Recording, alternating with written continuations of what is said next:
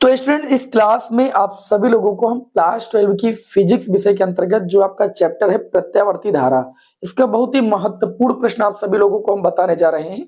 हमारे इसके प्रश्न का नाम है प्रत्यावर्ती धारा का माध्य अथवा औसत मान। प्रत्यावर्ती धारा का माध्य या औसत मान दो स्थितियों में निकालेंगे। एक प्रत्यावर्ती धारा का माध्य या औसत मान पूर्ण चक्र के लिए निकालेंगे और एक बार हम अर्ध चक्र के लिए निकालेंगे। ठीक है, आप सभी लोगों को पता है कि जो प्रत्यावर्ती धारा होती है, ठीक है, इसका मान और दिशा समय के साथ बदलती रहती है। इसका मान देखो, प्रथम अर्धचक्र जो होता है वो धनात्मक दिशा में होता है, द्वितीय अर्धचक्र जो होता है वह ऋणात्मक दिशा में होता है। इसीलिए एक पूर्ण साइकिल के लिए, ये यहां से लेकर यहां तक एक पूर्ण साइकिल होती है।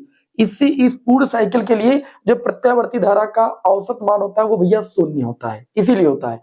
तो यहाँ पर हम दो स्थितियों में निकालेंगे। एग्जाम में आता है कि पूर्ण साइकिल के लिए सिद्ध कीजिए कि प्रत्यावर्ती धारा का औसत मान जो होता है वो शून्य होता है। ठीक है, और एक पूर्ण साइकिल में जो लगा समय होता है वो टी होता है, अर्ध साइकिल में जो लगा समय होता है वो टी/2 होता है, ये आपका 0 होता है। ठीक है, बहुत ध्यान से समझिएगा। तो यहाँ पर हम पूर्ण साइकिल के लिए सबसे पहले निकालेंगे, पूर्ण साइकिल के लिए, और आपको यहाँ पर बताएंगे कि पूर्ण साइकिल के लिए प्रत्यावर्ती धारा का जो औसत मान है या जो माध्य मान है वो कैसे शून्य होता है, इस बात को समझेंगे। और जो अर्धचक्र के लिए प्रत्यावर्ती धारा का मान होता है वो कितना होता है वो आपको निकालना बताएंगे। उनके बहुत ही आसान शब्दों में आपको बताने वाले हैं। तो सभी विद्यार्थियों वीडियो को एक बार जरूर लाइक कर दें और चैनल बनाए तो सब्सक्राइब जरूर कर ले, जिससे आगे की क्लासेस जो भी आपको हम प्रोवाइड करें उनका नोटिफिकेशन आपको मिलता रहे। तो भैया चलिए यहाँ पर बढ़ते हैं पूर्ण साइकिल के लिए। तो पूर्ण साइकिल यहां से लेकर के यहां तक, ठीक है, तो हमें क्या निकालना है, देखिए टी बराबर 0 से टी बराबर कैपिटल टी, है ना, कैपिटल टी समय तक हमें क्या निकालना है, तक किसका मान निकालना भैया, धारा का औसत मान निकालना है। इसको हम माध्य मान भी कहते हैं, औसत मान निकालना है, धारा का औसत मान। अच्छा, प्रत्यावर्ती धारा का समीकरण तो आप सभी लोगों ने पढ़ा है, आई बराबर क्या होता है, आई नॉट साइन ओमेगा टी, सभी लोगों ने पढ़ा है। जहां पर आई जो होता है वो धारा का तात्क्षणिक मान होता है, जो आई नॉट होता है ये प्रत्यावर्ती धारा का महत्तम मान होता है या शिखर मान होता है या आयाम होता है, ऐसा आप बोल सकते हो। ठीक है, तो हम यहां पर जब निकालेंगे प्रत्यावर्ती धारा का औसत मान, ठीक है, तो ये औसत मान हो जाएगा आई। इसको आई बार से भी आप सभी लोग लिख सकते हो या इसको आई एम से भी लिख सकते हो, क्योंकि जिसके ऊपर बार लगा होता है इसका मतलब होता है मध्यमान या औसत मान। आई एम बराबर, ध्यान दीजिएगा, क्योंकि यहाँ पे पूर्ण साइकिल के लिए निकाल रहे हो तो 1/1 पूर्ण साइकिल के लिए जो समय होगा वो टी होगा।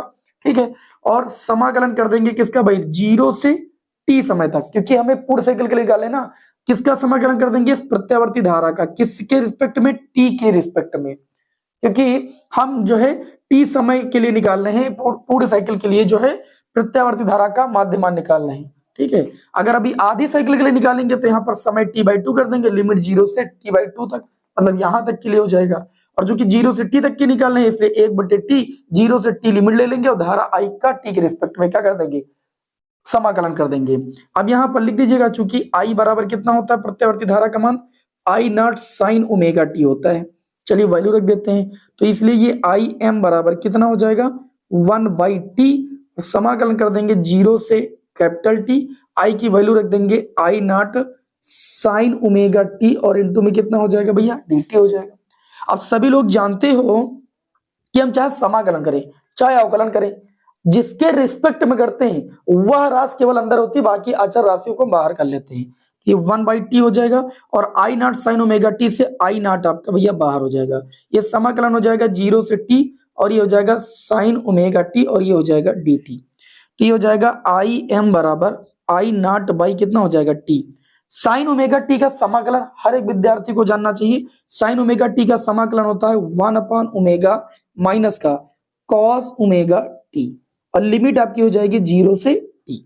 जैसे आपने साइन ए एक्स का समाकलन पढ़ा होगा 1/a माइनस का कॉस ए एक्स, वैसे मैंने यहाँ पर ए के स्थान पर ओमेगा है बस।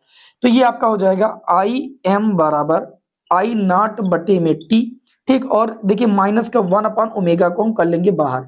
समाकलन करने के बाद हम अब इस फलन में upper limit minus lower limit put करेंगे। देखिए 1/ओमेगा में कहीं पर लिमिट नहीं पुट होगी, इसलिए माइनस 1/ओमेगा को बाहर कर लिया। अब ये हो जाएगा cos ओमेगा, टी के स्थान पर अपर लिमिट रखेंगे ओमेगा कैपिटल टी हो जाएगा, माइनस फिर लोअर लिमिट cos ओमेगा और इस टी के स्थान पर लोअर लिमिट है आपकी 0। अब जी देखिए यहाँ पर जब हम सॉल्व करेंगे तो कितना आएगा, आई एम बराबर ये कितना हो जाएगा, माइनस का आई नॉट अपान में कितना हो जाएगा, ओमेगा कैपिटल टी हो जाएगा। इसे आप कर दो भाई, इसको मैं रख के दे रहा हूं, ठीक, थोड़ी सी जगह बनाना है मुझे। और ये आपका देखिए कितना हो जाएगा, कॉस ओमेगा। देखिए आप लोगों को मैंने ओमेगा बराबर पढ़ाया है 2 पाई अपान में कितना होता है, कैपिटल टी, इनटू में कितना है टी, माइनस का कॉस ओमेगा का गुणा जब जीरो से होगा तो ये कॉस जीरो हो जाएगा। और कॉस जीरो की वैल्यू सभी विद्यार्थी जानते होंगे 1 होती है ना। ठीक भाई, आई एम बराबर ये हो जाएगा माइनस का आई नॉट अपान में ओमेगा कैपिटल टी, और यहाँ पर देखिए टी से टी कैंसिल, ये हो जाएगा कॉस 2 पाई। कितना हो जाएगा, कॉस 2 पाई मतलब कॉस 360। कॉस 360 की वैल्यू होती है 1 मतलब कॉस जीरो, माइनस का कॉस जीरो की वैल्यू होती है 1। जब 1 से 1 जाएगा तो ये जीरो हो जाएगा। तो ये आई एम बराबर जब इस जीरो का गुणा इस पूरी संख्या से होगा तो ये भी जीरो हो जाएगा। अतः हम ये कह सकते हैं कि अतः एक पूर्ण साइकिल के लिए, किसके लिए भैया, एक पूर्ण साइकिल के लिए, एक पूर्ण साइकिल के लिए जो प्रत्यावर्ती धारा का औसत मान होता है, किसका भाई, प्रत्यावर्ती धारा का औसत मान, ठीक है, या माध्य मान, औसत मान क्या होता है, शून्य होता है, शून्य होता है। तो समझ में आई बात कि प्रत्यावर्ती धारा का एक पूर्ण साइकिल के लिए औसत मान कितना होता है, शून्य होता है। हमें उम्मीद देखिए मात्र 6 मिनट आपको लगे बताते हुए। अब आप इसका स्क्रीनशॉट लीजिए। पूर्ण साइकिल के लिए मैंने बताया कि प्रत्यावर्ती धारा का औसत मान शून्य होता है। अब चलिए आपको आगे बताते हैं कि अर्ध साइकिल के लिए प्रत्यावर्ती धारा का जो औसत मान होता है वो कितना होता है। शून्य नहीं होता है, इसको आपको समझना है। यहाँ पर अर्ध साइकिल के लिए जो अर्ध चक्र के लिए प्रत्यावर्ती धारा का औसत मान होता है वो शून्य नहीं होता है। कैसे नहीं होता है, इसको रब कर दो। चलिए अब अगली हेडिंग आप सभी लोग लगाइएगा। क्या हेडिंग लगाएंगे, अर्ध साइकिल के लिए या अर्ध चक्र के लिए, प्रत्यावर्ती धारा के अर्ध चक्र के लिए। यहां जो पूर्ण साइकिल लिखी है यहां पर लिख लीजिएगा अर्ध साइकिल के लिए। ठीक, यहां पर लिखेंगे t बराबर 0 से t बराबर कैपिटल T बाई 2, है ना। t बराबर 0 से t बराबर कैपिटल T बाई 2 तक क्या निकालेंगे, धारा का औसत मान, तक धारा का औसत मान, या हम इसको कह सकते हैं माध्य मान। क्या हो जाएगा आपका, देखिए आई बराबर 1 बाई, अभी तक पूरे साइकिल के लिए निकालते थे तो टी रखते थे, अब अर्ध टी बाई 2 समय के लिए निकालने तो टी बाई 2 हो जाएगा। और लिमिट 0 टू कहां तक निकालने, टी बाई 2 तक। किसका मान, धारा का। टी के रिस्पेक्ट में हम क्या कर देंगे, अवकलन। अब आई की वैल्यू अभी मैं बता चुका हूं कि आई बराबर होता है आई नॉट साइन ओमेगा टी। ये हो जाएगा आई बराबर, देखिए 2 ऊपर चला जाएगा, 2 अपान में टी हो जाएगा। और यहाँ पर वैल्यू रखेंगे 0 से टी बाई 2। आई की वैल्यू कितनी है तो आप कहेंगे आई नॉट साइन ओमेगा टी, और इंटू में कितना हो जाएगा, डी टी हो जाएगा।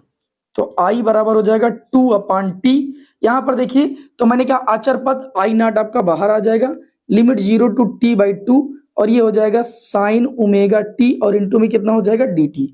अभी मैंने आपको इसका समाकलन भी बताया है। आई बराबर हो जाएगा 2 आई नॉट बटे में टी, साइन ओमेगा टी का समाकलन कितना हो जाएगा भैया, कॉस ओमेगा टी का मतलब 1 माइनस का 1 अपन ओमेगा आपका बाहर हो जाएगा, ठीक है। और लिमिट कितनी हो जाएगी, 0 से टी बाई 2। देखते रहिएगा, बहुत ही आसान है, बस थोड़ा सा गणित का कैलकुलेशन है, इसलिए बायोलॉजी वाले विद्यार्थियों को हल्का से दिक्कत हो जाती है। तो ये आई बराबर हो जाएगा 2 आई नॉट, और बटे में कितना हो जाएगा, टी हो जाएगा। और यहाँ पर देखिए माइनस का 1 अपान ओमेगा, मैंने कहा लिमिट रखते वक्त आचर पदों को बाहर कर देते हैं, माइनस 1 अपान ओमेगा बाहर कर दिया।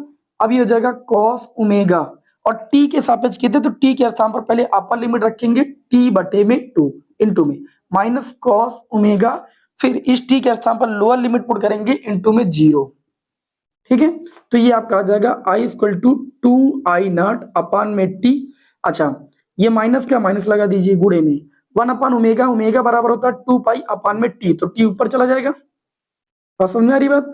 और ये आपका हो जाएगा कॉस ओमेगा, ओमेगा के स्थान पर आप लिख सकते हैं 2 पाई अपान में टी इंटू में टी बाई 2, माइनस ही कितना हो जाएगा, कॉस 0 हो जाएगा।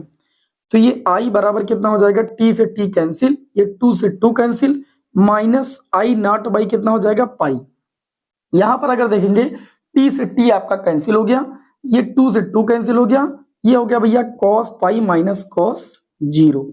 जब आप इसे सॉल्व करेंगे तो ये हो जाएगा माइनस का आई नॉट बाई पाई, ब्रेकेट में देखिए कॉस पाई की वैल्यू, कॉस 180 की वैल्यू -1 होती है और कॉस 0 की वैल्यू -1, सॉरी माइनस लगा है, कॉस 0 की वैल्यू 1, तो ये आई बराबर आ जाएगा। देखिए -1 -1 -2 का गुणा माइनस आई से होगा तो ये आपका 2 आई नॉट बाई कितना हो जाएगा पाई, 2 अपान में पाई की वैल्यू रखेंगे 3.14 इंटू में कितना आई नॉट। जब आप इसे भाग करेंगे तो ये कितना आएगा भैया, ये आपका आएगा 0.637 आई नॉट। जब 2/3.14 को आप सॉल्व करेंगे तो ये आपका आ जाएगा 0.637 और इंटू में आई नॉट था ही, अर्थात ये आ जाएगा 0.637 इंटू में आई नॉट।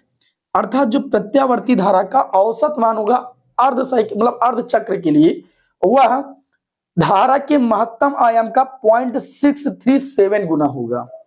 बात समझ में कि नहीं समझ में? तो मैंने 10 मिनट में कहा था कि ये दोनों चीजें आपको समझा देंगी और मैंने अच्छे से आपको समझा दिया है। कहीं पर कोई डाउट है कमेंट करके हमें तुरंत आप बताइए। किसी भी टॉपिक पर आपको क्लास चाहिए कमेंट कीजिए, चैनल को सब्सक्राइब कीजिए, अगली क्लास आपको उसी टॉपिक पर मिलेगी। चलिए मिलते हैं नेक्स्ट क्लास में आपको। जय हिंद, वंदे मातरम।